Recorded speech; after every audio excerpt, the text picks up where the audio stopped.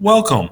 Today we're going to be learning how to practice music notation using musictheory.net. This will help you learn pitches that are associated with the music staff. So first off, go to Google and type in musictheory.net.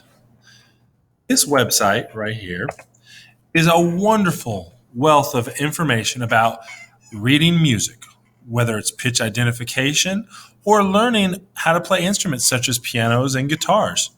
Today, we're going to be going to exercises.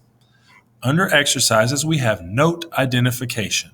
This is where students can learn to identify the notes of a given clef. Now, notice here, the note is way above the staff and not one that we want to be practicing.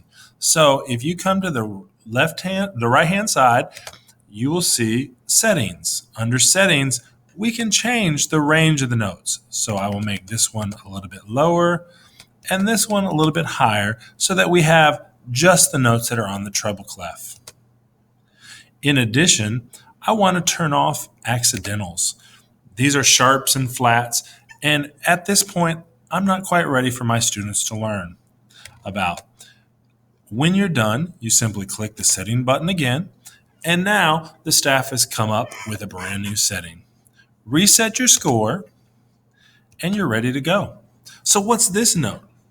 If I remember, every good boy does fine for lines and FACE for spaces, F-A would be the correct answer. Following that again, F-A-C-E, F should be the correct answer. Notice, if you did it right, it'll give you points here. So right now we have 2 correct out of 2 tried. We have 100% accuracy. Now if we mess up, these are lines. Every good boy does fine. It should be F. But if I hit E by accident, notice it hasn't changed it.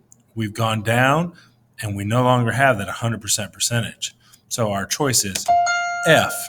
And now it'll go to the next note so that you know which one's wrong and which one was right.